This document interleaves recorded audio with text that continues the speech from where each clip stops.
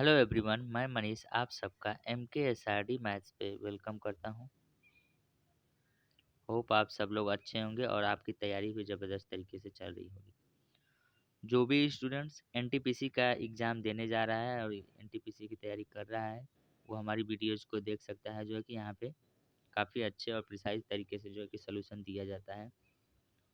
तो उनके लिए जो है कि काफ़ी बेनिफिशियल रहेगा। जितना छोटा सॉल्यूशन मिलेगा उतना ही अच्छा रहेगा उनके लिए। तो आज की इस वीडियो में हम अरे नाइन्थ जेन को जो भी सेकेंड शिफ्ट में जितने भी क्वेश्चन आए हुए थे, मैंने उन क्वेश्चंस को लिया है, क्योंकि इसी पैटर्न पे अगले शिफ्ट में भी देखे जाएंगे क्वेश्चन और उनके ऊपर जो है कि डिस्कशन करेंगे हम लोग जो है कि पूरे वीडियो में। तो होप आपको ये सेशन अच्छा लगेगा और आपके लिए काफ़ी महत्वपूर्ण रहेगा, जो भी स्टूडेंट देने जा रहे हैं। तो आप लोग इसे जो है कि अच्छे से देख लीजिए और इन सवालों को भी करके जाइए। तो चलिए दोस्तों, हम चलते हैं आज के पहले क्वेश्चन के ऊपर। दोस्तों, ये हमारा पहला क्वेश्चन है। देखिए क्या करा है। ए बी से 5 गुना ज़्यादा कुशल है और काम करने में 60 दिन कम समय लेता है। ज़्यादा कुशल रहेगा तो कम समय लेगा ही। तो दोनों मिलकर कितने समय में पूरा काम कर देंगे, कितने समय में पूरा काम कर देंगे। देखिए, ए बी से 5 गुना कुशल है। अगर ए यहाँ पे है, बी यहाँ पे, इफिशियंसी यानी कि ये दिया है। इफिशियंसी की अगर हम बात करें, ए 5 गुना है 1 से, यानी कि बी 1 है तो ए कितना है, 5 है। अच्छा, टाइम कितना लेंगे, तो टाइम हमें पता है कि इफिशियंसी का उल्टा होता है, 1:5 ले लेंगे टाइम। ठीक है। अब क्या करा है, और काम करने में ए जो है कि 60 दिन कम समय लेता है। देखिए यहाँ पे लिखा है 60 दिन कम। अच्छा, यहाँ से कितने दिन कम है, 4 दिन। 4 की वैल्यू कितना है, 60 है। 1 की वैल्यू कितनी होगी, 15 हो गई। 1 की वैल्यू कितनी होगी, 15 हो गई। तो अगर हम टोटल काम की बात करें, ठीक है। अच्छा देखिए यहाँ पे ए कितने दिन में करेगा तब, 15 दिन में। और बी कितने दिन में करेगा, 15×5 = 75 दिन में। ठीक है। और टोटल काम को कितने दिन में करेंगे सब, ठीक है, क्योंकि 15 और 75 का तो एलसीएम 75 ही होगा। 75 में दोनों की इफिशियंसी का सम, 5 और 1 इफिशियंसी का सम है, यानी कि 6। 3 से कट गया तो 25 और 3 से कट गया तो 2, यानी कि 12.5 दिन दोनों को लगेगा टोटल काम करने में। और यही है सवाल का सही आंसर। ठीक है। चलिए हम चलते हैं नेक्स्ट क्वेश्चन के ऊपर। टाइम एंड वर्क के ऊपर एक क्वेश्चन आया था, ये सर्किल के ऊपर आ गया क्वेश्चन। अच्छा क्वेश्चन है ये। ठीक है, देख लीजिए। इसमें हमें दिया हुआ है एक सर्किल के अंदर जो है कि ट्रायंगल है और ए भी पैरेलल है पी क्यू के। ठीक है। तो हमसे ए सी बी पूछ रहा है। दोस्तों एक चीज़ जान लीजिए, जैसे ये, अगर ये एंगल है, ठीक है, ट्रायंगल है, और ये एक टेंजेंट अगर लाइन है, अगर ये एंगल अल्फा है तो ये वाला अल्फा हो जाता है। अगर ये बीटा है तो ये एंगल भी क्या हो जाता है, बीटा हो जाता है। अगर ये 70 है तो क्या आप बता सकते हैं कि ये भी 70 होगा, 70 होगा। ठीक है। ठीक है, ये 70 हो गया तो ये 70 हो गया। ठीक है। और एक चीज़ हमें यहाँ पे प्रॉपर्टी लगानी है, और वो है पैरेलल लाइंस की प्रॉपर्टी। जैसे ये दो अगर पैरेलल लाइंस है तो इसमें होता ये है कि अगर ये वाला एंगल और ये वाला एंगल दोनों क्या हो जाते हैं, बराबर हो जाते हैं। इसे बोलते हैं हम एकांतर कोण। क्या बोलते हैं, एकांतर अंतःकोण। ठीक। तो ये 70 हो गया तो ऑब्वियसली ये भी कितना हो जाएगा, 70 डिग्री का हो जाएगा। और 70 70 जब 140, तो ये वाला एंगल कितने डिग्री का हो जाएगा, 40 डिग्री का हो जाएगा। 180 में से हम घटा लेंगे और यही सवाल का आंसर आ जाएगा। ठीक है। तो आपको थोड़ी सी ये वाली प्रॉपर्टी बस ध्यान में रखनी है कि कब कितना किसके बराबर होता है। ठीक है। चलिए हम चलते हैं अपने नेक्स्ट क्वेश्चन के ऊपर। चौथा सवाल हमारा है। देखिए चौथे क्वेश्चन में क्या करें है। ठीक है, 3 के लगातार 4 गुणकों का योग, मतलब 3 के अगर हम 4 कोफिशिएंट लगातार ले लें कंटिन्यूअस, तो उनका सम जो है कि 78 है। अच्छा, 4 अगर हमें नंबर लगातार लेना है, ठीक है, तो हम क्या लेंगे, एक्स से करके दिखा देता हूँ। ठीक है, और भी तरीका है इसका। ये एक्स होगा प्लस x+1 होगा, x+2 होगा, प्लस x+3 होगा। ठीक है। चूँकि ये 3 के सारे मल्टीपल है तो 3 से आप डायरेक्ट मल्टीप्लाई कर लीजिए। इक्वल टू कितना हो गया, 78। देखिए यहाँ पे x x x x, 4x हो गया, 4×3 12x इक्वल टू 78 माइनस, देखिए कितना होगा, 3 2 5, 3 2 5 1 6 6 3 18, ये कितना आ गया 0 और 6 आ गया, यानी x इक्वल टू कितना आ गया 5 आ गया, x इक्वल टू 5 आ गया। ठीक, अब आप यहाँ पे क्या करिए 5 रख लीजिए, यानी कि सबसे बड़ी संख्या हमसे पूछा है तो सबसे बड़ी संख्या कौन सी है, x+3 है, x+3 यानी कि 5 और 3 कितना हो गया 8 हो गया, और 8 में 3 से मल्टीप्लाई भी कर देंगे तो कितना हो जाएगा 24, और 24 यह सवाल का सही आंसर। ठीक है, एक और भी तरीका इसका गैप लेके कर सकते हैं, लेकिन ये भी ठीक है, छोटा सा है तो आप जोड़ लीजिए आसानी से। ठीक है, चलिए चलते हैं हम लोग जो है कि नेक्स्ट क्वेश्चन के ऊपर। पांचवा स्लाइड हमारा है, पांचवा स्लाइड देखिए क्या करा है, 24,000 का 3 साल में 9% की दर से SI। ठीक है, आसान सवाल है ये, पांचवा छोड़ देता हूँ मैं। छठा नंबर आइए देखते हैं।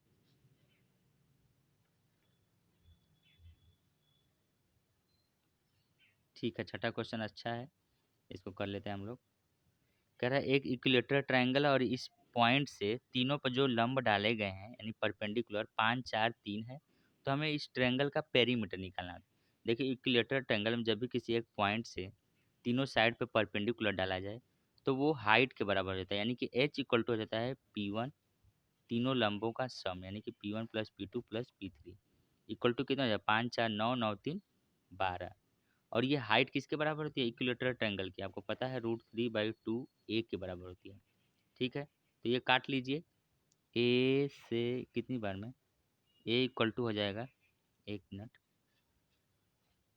ए इक्वल टू हो जाएगा 24/√3, और ये 24 का यानी 8 × 3 यानी कि 8√3, 8√3 हो गया। ठीक, तो हमें पेरीमीटर चाहिए, पेरीमीटर क्या होता है 3a, इसमें 3 से फिर मल्टीप्लाई कर लेते 24√3, यही सवाल का सही आंसर है। ठीक है, होप आपको समझ में आ गया होगा। चलिए हम चलते हैं नेक्स्ट क्वेश्चन के ऊपर, आसान है बहुत। ठीक है, और दोस्तों अगर वीडियो अच्छा लगे तो इसे ज़्यादा से ज़्यादा जो है कि लाइक शेयर सब्सक्राइब करिए, ज़्यादा लोगों तक पहुँचाइए ताकि सबको सटीक सोल्यूशन मिल सके। जैसे ये एक क्वेश्चन है, tan टेन थीटा, हम लिख देते हैं tan टेन थीटा है इंटू tan 8 थीटा, ये tan है, इक्वल टू कितना है 1 है। जब भी 1 के इक्वल आ जाए तो दोनों का सम डायरेक्ट आप करिए 10 और 8 यानी कि 18 थीटा, 18 थीटा इक्वल टू किसके हो जाएगा 90 के हो जाएगा, 90। तो थीटा इक्वल टू कितने आ गया 5 के बराबर आ गया। हमसे tan 9 थीटा पूछा है तो tan थीटा की जगह 5 रखेंगे तो 45 हो जाएगा, tan 45 की वैल्यू कितनी आ गई 1 हो जाएगी, यही है सवाल का सही आंसर। ठीक है, चलिए हम चलते हैं अपने नेक्स्ट क्वेश्चन के ऊपर कि, और ये हमारा 8वां क्वेश्चन आ गया, 8वीं स्लाइड का क्वेश्चन है। ठीक है, जूम नहीं होगा, ठीक है देख लीजिए, इसको इसी में देख लेते हैं। जैसे ये है डी, कह रहा है कि डी पैरेलल है BC के, ये BC लाइन है। ठीक है, तो हमसे पूछ रहा है कि ये x की वैल्यू बतानी है। ठीक है, देखिए कैसे करेंगे आप, जैसे अगर हम डी को आगे यहाँ तक बढ़ा दें, ठीक है, डी को ऐसे आगे तक बढ़ा दिया हमने, ठीक है, तो ये अगर 38 है तो ये भी कितना हो जाएगा 38 हो जाएगा, यानी कि ये एंगल कितना हो गया 38 हो गया। ठीक है, और ये 122 है तो क्या आप ये बता सकते हैं ये कितने डिग्री का होगा, 180 में से घटाइए तो ये हो जाएगा 8 हो जाएगा, और 7 में 58 हो जाएगा। ठीक है, सही है कि नहीं, 5 2 7 1 8, हाँ ठीक है 58। तो x किसके बराबर हो जाएगा 180 में से 38 और 58 घटा लीजिए आप, तो कितना हो जाएगा 180 माइनस 8 और 16 5 3 8 1 9, तो ये कितना हो जाएगा 4 17 84 डिग्री, 84 डिग्री सही आंसर है ना इसका, देख लीजिए एक मिनट। ठीक है, तो चलिए हम चलते हैं नेक्स्ट क्वेश्चन के ऊपर, 84 डिग्री ये सही आंसर है। तो आप किसी को भी इसको आगे बढ़ा के कर सकते हैं या फिर ये डायरेक्ट 122 के इक्वल करके आप कर सकते हैं। ठीक है, तो बात एक ही है, ऐसे भी सवाल आ रहे हैं, आप इनको देख लीजिएगा। चलिए हम चलते हैं नेक्स्ट क्वेश्चन के ऊपर, 9वां क्वेश्चन हमारा आ गया। 9वें क्वेश्चन में क्या करा है, हाँ चलिए, जैसे यहाँ पे है एक मीनार है और ये हाइट है h। ठीक है, मीनार के आधार से ये पहले थीटा एंगल बन रहा है और फिर 90 माइनस थीटा बन रहा है। देखिए जब भी एंगल इन दोनों का सम, ठीक है, यानी कि ये एक तरह से कोटि पूरक एंगल बन गया। ठीक है, तो उसके लिए हाइट का फार्मूला होता है एक h इक्वल टू होता है अंडर रूट में A B. H equal to क्या होता है? रूट में ए बी। आप रूट में ए बी कर लीजिए। ए कितना है? 18 है। और बी कितना लेते हैं? यहाँ से यहाँ तक पूरा लेते हैं, ठीक है। तो 32 हमें दिया है, तो ये हो गया 32। अब आप इसको सॉल्व कर लीजिएगा, जो भी सवाल का सही आंसर आएगा वो कर। रूट से बाहर तो आप आसानी से ले सकते हैं, ठीक है। तो ये आंसर हो जाएगा। तो छोटा सा है, बस आपको ये थोड़ा सा ध्यान में रखना है कि h equal to root A B होता है, ठीक है। चलिए हम चलते हैं नेक्स्ट क्वेश्चन के ऊपर। 10वां क्वेश्चन है हमारा।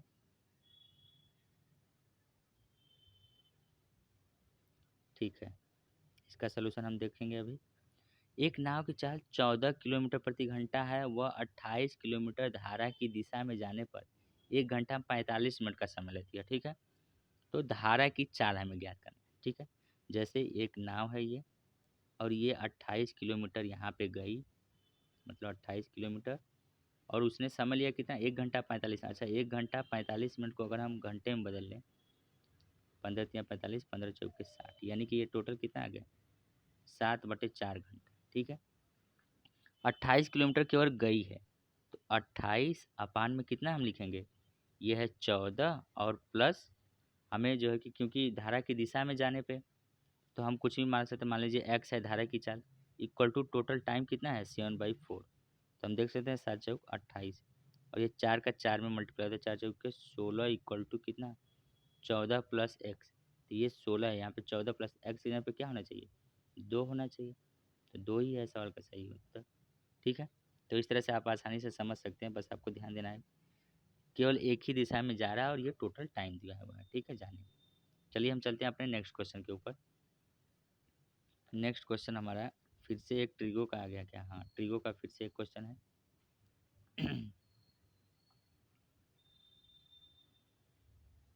ठीक है, इसे देख लीजिए, इसका सलूशन यहाँ पे रहेगा। जैसे ये यहाँ पे क्या है? 60 डिग्री का एंगल, और ये मिड पॉइंट है। क्या है? मिड पॉइंट है, तो आप इसे कुछ भी रख सकते हैं। जैसे अगर हमने एक एक रख लिया, आपका मन है तो दो दो, क्योंकि ये कटना ही कटना है।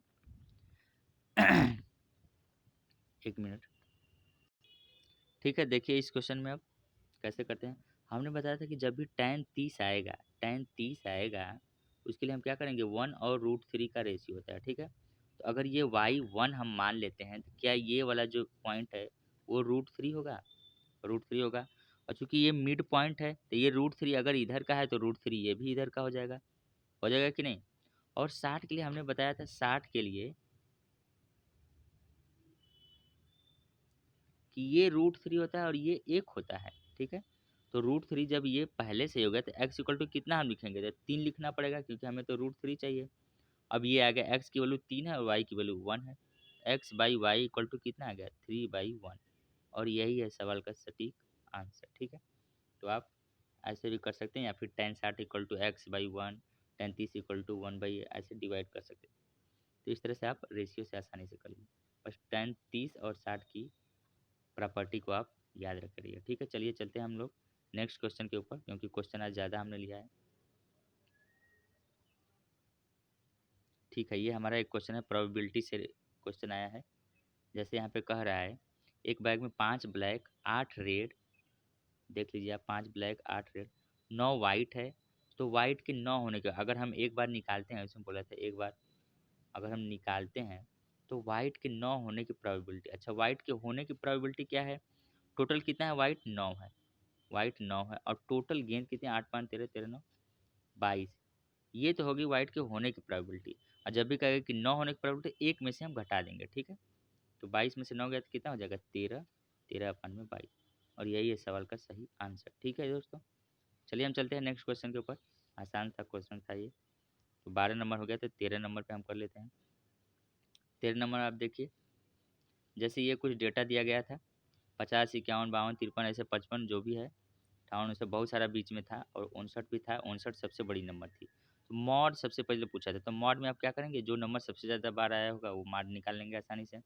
रेंज क्या होता है? सबसे बड़ी नंबर क्या थी? 59 थी, और सबसे छोटी नंबर 85 थी उसमें, तो 50। तो ये रेंज हो गया, यानी कि अपर में से लोअर हम घटा देंगे तो रेंज आ जाता है, ठीक है। अब सबसे छोटी नंबर आप आसानी से देख सकते हैं, 50 है, ठीक है। और सबसे छोटी नंबर की आवृत्ति हमसे पूछा है। आवृत्ति आप देख लीजिएगा, उसमें जो है कि जो भी डेटा दिया गया था, सिंपल ही था, तो आप इसे आसानी से कर सकते हैं। जितनी बार आया है उसको बता देना है यहाँ पे, ठीक है। तो चलिए हम चलते हैं अपने नेक्स्ट क्वेश्चन के ऊपर। 13 नंबर हो गया, 14 नंबर पे आते हैं, ठीक है।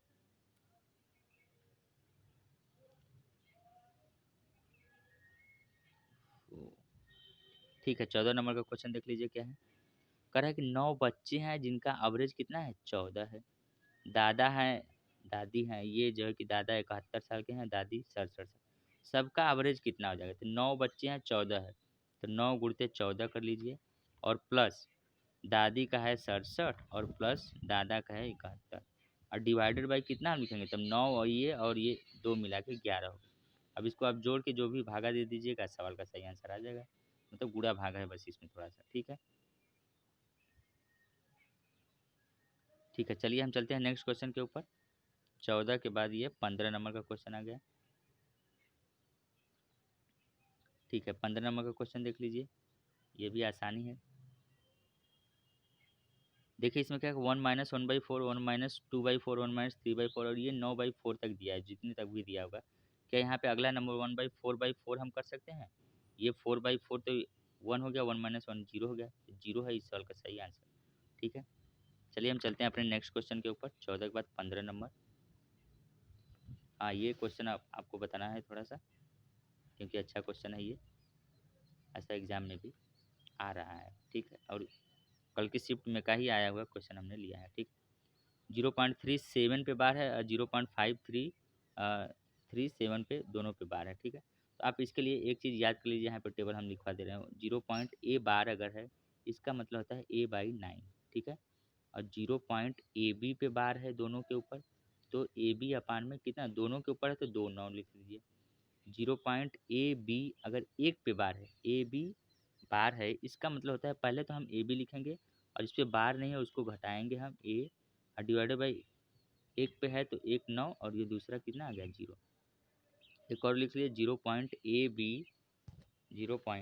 1 मिनट, ABC बार अगर ABC पे आ गया तो क्या लिखेंगे, ABC अब माइनस, क्योंकि ए पे नहीं है तो ए घटाएंगे हम लोग, और डिवाइडेड बाई कितना लिखेंगे, देखिए 2 पे है तो 2 9 लिख लीजिए, और एक पे नहीं है तो 1 0।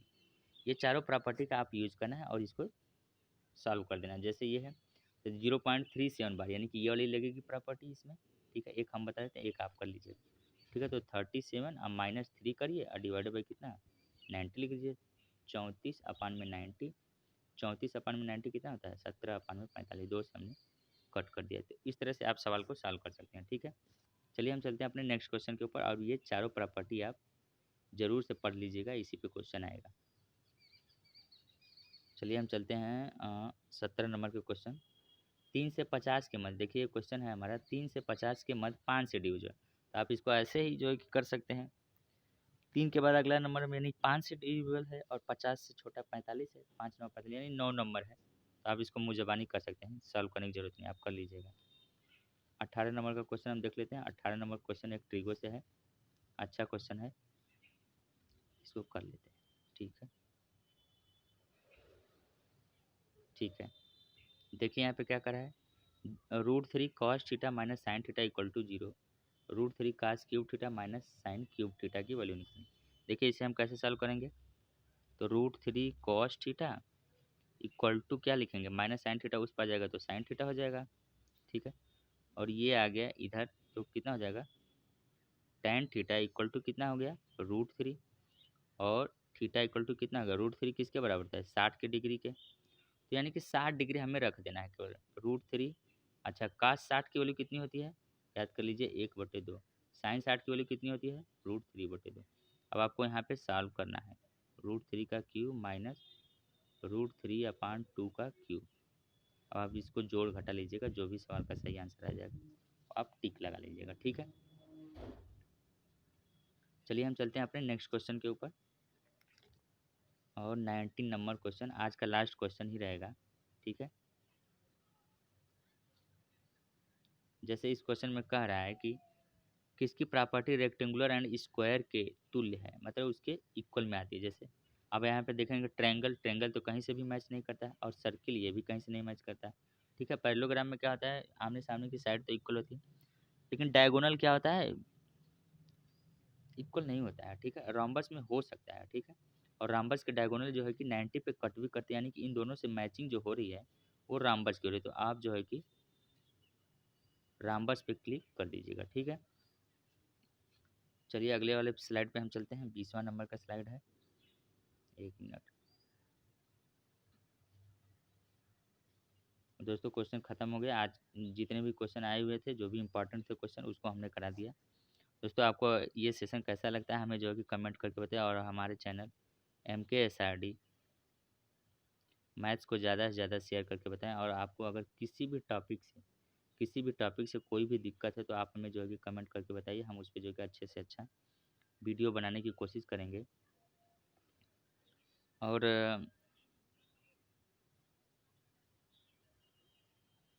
और इन सारे सवालों का, जितने भी आज के हुआ है, सारे सवालों को आप एक बार जो है कि रिवीजन ज़रूर करके जाएं।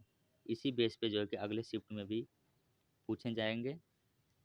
तो चलिए आज के लिए इतना ही करते हैं दोस्तों। आपको सेशन कैसा लगा होगा ये हमें कमेंट करके और ज़्यादा से ज़्यादा शेयर करके ज़रूर हमें बताइएगा, ठीक है दोस्तों। चलिए, thank you so much, thank you guys, thank you, thank you so much, bye.